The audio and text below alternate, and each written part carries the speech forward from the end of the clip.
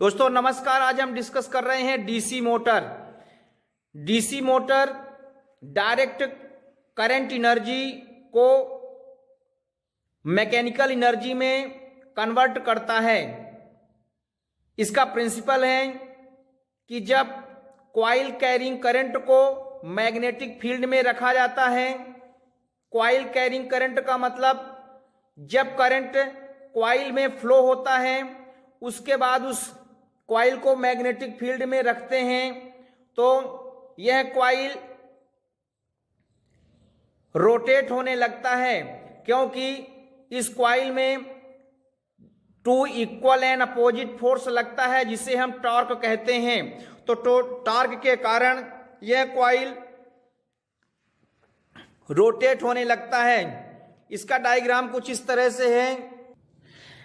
DC motor के 5 parts होते हैं। फर्स्ट पार्ट है आर्मेचर। आर्मेचर एक यहां से देख सकते हैं ABCD एक कॉइल है जो कि एक सॉफ्ट आयरन कोर, ये आपका सॉफ्ट आयरन कोर है।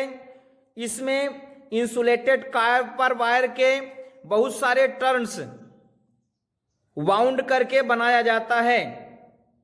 दूसरा पार्ट है इसका फील्ड मैग्नेट।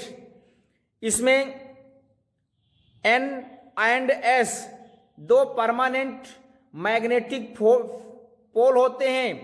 इस magnetic pole N and S के कारण मैग्नेटिक फील्ड इस कॉइल पे अप्लाई होता है। थर्ड इसका पार्ट है स्प्लिट रिंग्स, जिसको हम कम्यूटेटर भी कहते हैं। ये कम्यूटेटर एक रिंग का 2 हाफ पार्ट होता है। यहां पे एक रिंग है, इसको हम बीच से कट कर दिए तो एक पार्ट हो गया R1 और एक पार्ट हो गया R2।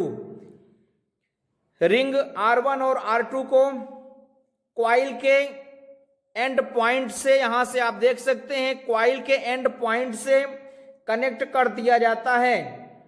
और जब इसमें रोटेशन होता है तो ये हाफ्स रोटेट हो जाते हैं, आर्मेचर के साथ ही रोटेट हो जाते हैं, जैसा कि नेक्स्ट डायग्राम में अपन देखेंगे। इसका फोर्थ पार्ट है ब्रूसेस। ब्रूसेस भी 2 फ्लेक्सिबल मेटल प्लेट्स होते हैं। ये कार्बन रॉड के भी हो सकते हैं। यहां पे ये जो B1 है और ये B2 है, ये ब्रूसेस है, ये फ्लेक्सिबल मेटल प्लेट है और ये कार्बन रॉड का हो भी सकता है। यह इस तरह से फिक्स किया जाता है कि यह रिवॉल्विंग रिंग को हमेशा टच करता रहे। ये रिंग रिवॉल्विंग रिंग है जिसे हम कम्यूटेटर कहते हैं। जैसे कॉइल टर्न होता है ये रिंग भी टर्न हो जाता है, हम नेक्स्ट डायग्राम में देखेंगे। और इन रिंग को ये ब्रूसेस B1 और B2 हमेशा टच करता है। इसका फोर्थ पार्ट होता है, फिफ्थ पार्ट होता है बैटरी। बैटरी में बैटरी कुछ सेल से मिलके बनाई जाती हैं। इसका वोल्टेज भी है जो कि ब्रूसेस से कनेक्ट किया जाता है। यहां पे ये V बैटरी है और इसका एक टर्मिनल ब्रूस B1 से और एक टर्मिनल ब्रूस B2 से कनेक्ट करते हैं। ये ब्रूसेस ही करंट को रिंग पे कन्वे करता है। जब हम बैटरी से करंट फ्लो कराते हैं तो ब्रूसेस के द्वारा ही करंट रिंग R1 और R2 पे पहुंचता है और जिसके कारण ये आर्मेचर मूव करता है, रोटेट हो जाता है। इस डायग्राम में देख सकते हैं कि जब रोटेट होता है तो ध्यान दीजिएगा, यहां पहले R1 है, R2 है और यहां पे इस तरह से ABCD है। जब ये रोटेट होगा तो आपका डायग्राम कुछ इस तरह से बन जाएगा। तो यहां आप देख सकते हैं कि रिंग रोटेट हो गया। यहां इस साइड में R1 है, R2 है और इसमें आप देख सकते हैं कि इसका अपोजिट हो गया R2 और R1, क्योंकि जैसे करंट का नेक्स्ट साइकिल आता है रिंग रोटेट हो जाता है और इसका साइड भी रोटेट हो जाता है। यहां डायग्राम से देख सकते हैं पहले साइड में AB है, बाद में CD है। जब ये रोटेट हो गया तो सी डी इस साइड में आ गया और ए बी दूसरे साइड में हो गया, और इस तरह से ये रोटेट होता जाता है। बाकी ब्रूसेस की पोजीशन फिक्स होती है।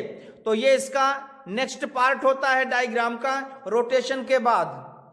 क्योंकि हमारा एम है आपको एक नोट्स प्रोवाइड कराना, इसलिए जो हमने अभी आपको एक्सप्लेन किया वो पूरा नोट्स में यहाँ पे अवेलेबल है।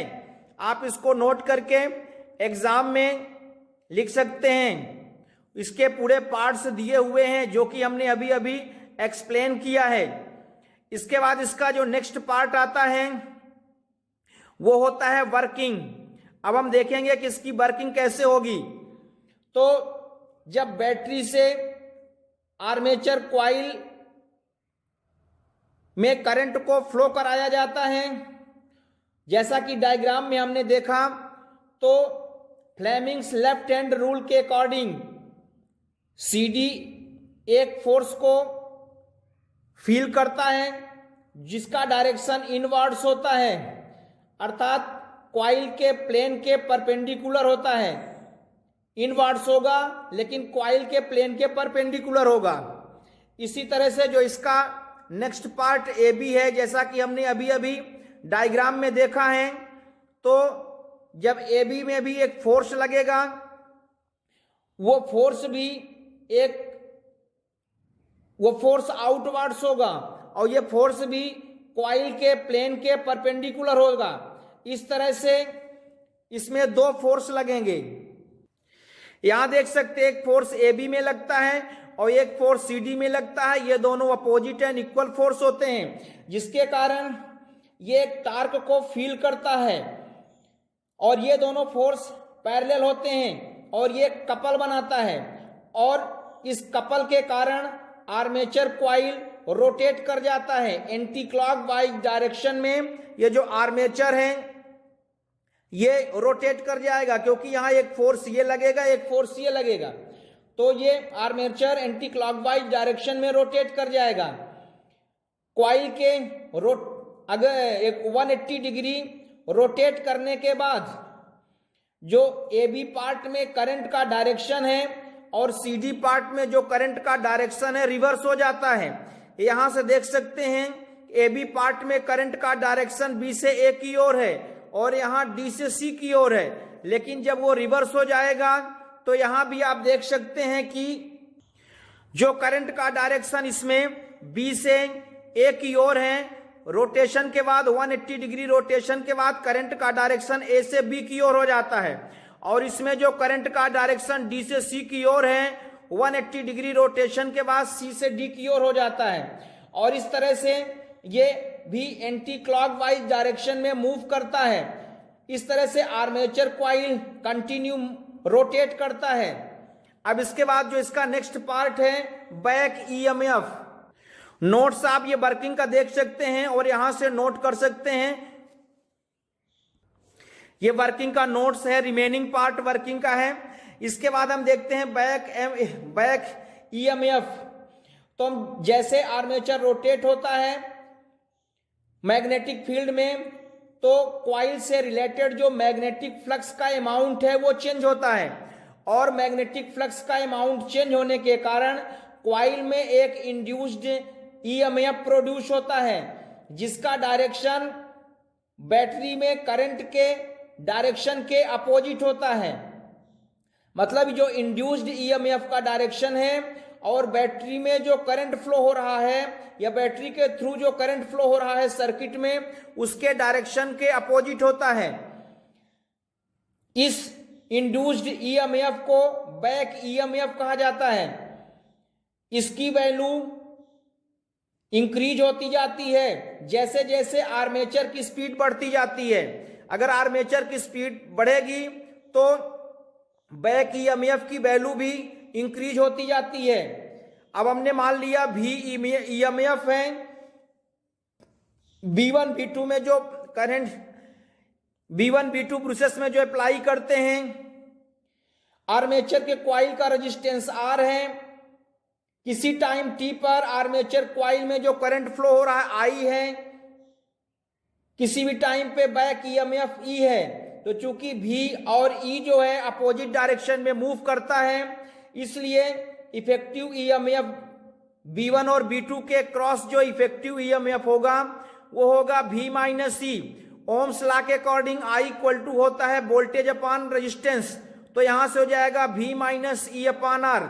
वीडियो लंबी ना हो इसलिए इसको हम शॉर्ट में करेंगे, शॉर्ट में एक्सप्लेन करेंगे, बाकी आपको एक नोट्स प्रोवाइड कराया जा रहा है। इसके बाद हम देखते हैं डीसी मोटर की इफिशियंसी। तो चूंकि करंट इसमें आई फ्लो हो रहा है आर्मेचर कॉइल में और इसमें एक्सटर्नल सोर्स से ईएमएफ भी अप्लाई किया जा रहा है, तो जो इसका इफिशियंसी होगा, इफिशियंसी को ईटा से रिप्रेजेंट करते हैं, इसकी वैल्यू होगी output mechanical power upon input electrical power. Input electrical power, power का फार्मूला होता है वोल्टेज इनटू करंट, इसलिए VI हो गया। अब जूल्स लॉ ऑफ हीटिंग के द्वारा कॉइल में हीट के फॉर्म में जो पावर लॉस होगा उसकी वैल्यू होगी I²R, जूल के लॉ के अकॉर्डिंग।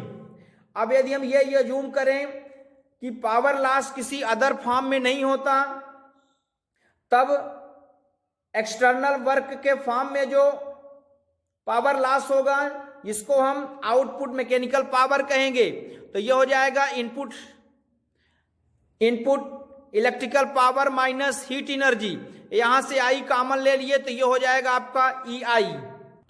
इसको हम इफिशियंसी में पुट कर देंगे तो EI upon VI equal to E upon V। E जो है बैक ईएमएफ है और V जो है अप्लाइड ईएमएफ है। तो इस तरह से हम देखते हैं कि यदि E इक्वल टू V हो जाए तो ईटा की वैल्यू 1 होती है, 100% होती है। अर्थात डीसी मोटर की इफिशियंसी को मैक्सिमम करने के लिए, 100% करने के लिए E एंड V का मान इक्वल होना चाहिए, लेकिन एक्चुअल में ये पॉसिबल नहीं है, क्योंकि इस केस में आर्मेचर के थ्रू बहुत ज्यादा करंट फ्लो होगा। सॉरी, इस केस में आर्मेचर कॉइल के थ्रू जो करंट फ्लो होगा वो 0 होगा जब E इक्वल टू V होगा। तो इस तरह से मोटर को वर्क करने के लिए सफिशिएंट एनर्जी नहीं मिलेगी, तो इसलिए इसको हम E इक्वल टू V का प्रोसेस इफिशियंसी बढ़ाने के लिए नहीं करेंगे। प्रैक्टिकली अगर देखें तो डीसी मोटर की इफिशियंसी मैक्सिमम होती है जब आउटपुट मैकेनिकल पावर मैक्सिमम हो। आउटपुट मैकेनिकल पावर की value EI equal to maximum होगा। यहां पे I की वैल्यू पुट कर दिए। हम जानते हैं कि मैक्सिमा और मिनिमा का फार्मूला होता है dy upon dx equal to 0। इसको E के रिस्पेक्ट में डिफ्रेंशिएट कर दिया, इक्वल टू 0 कर दिया। यहां से इक्वल टू हो गया V अपान 2, वैल्यू पुट कर दिया तो इफिशियंसी इक्वल टू हो जाएगा V2 upon V equal to 1/2। 1/2 को हम 50% लिखते हैं। इस तरह से हम देखते हैं कि डीसी मोटर में यदि हम मैक्सिमम आउटपुट देते हैं तो इसकी इफिशियंसी 50% से ज्यादा नहीं होती। अर्थात यदि हम कॉइल में मैक्सिमम करंट फ्लो करेंगे ये तभी पॉसिबल है जब उसका रेजिस्टेंस जो 0 हो या बहुत कम हो, लेकिन ये प्रैक्टिकल पॉसिबल नहीं है, क्योंकि किसी भी मटेरियल का रेजिस्टेंस लो एक रेंज से अधिक नहीं हो सकता। तो इस तरह से इसकी इफिशियंसी 50% से अधिक नहीं होती। अब इसके कुछ हम यूजेस देखते हैं। डीसी मोटर का डीसी फैन में, एग्जॉस्ट में, सीलिंग और टेबल फैन में इसका हम यूज कर सकते हैं। कूलिंग में, वेंटिलेशन में भी हम डीसी मोटर का यूज करते हैं। वाटर पंपिंग में भी डीसी मोटर का यूज होता है। जो बिग डीसी मोटर है वो कार के, ट्रैम कार के रनिंग और यहां तक कि ट्रेन में भी डीसी मोटर का यूज होता है। तो दोस्तों ये हुआ डीसी मोटर का वीडियो। आप हमारे चैनल को यदि सब्सक्राइब कर दिए हैं तो थैंक यू वेरी मच। यदि अभी तक आपने सब्सक्राइब नहीं किया है तो प्लीज हमारे चैनल को आप सब्सक्राइब करें, लाइक जरूर करें दोस्तों, और अगर कोई प्रॉब्लम हो तो कमेंट करें। Thank you.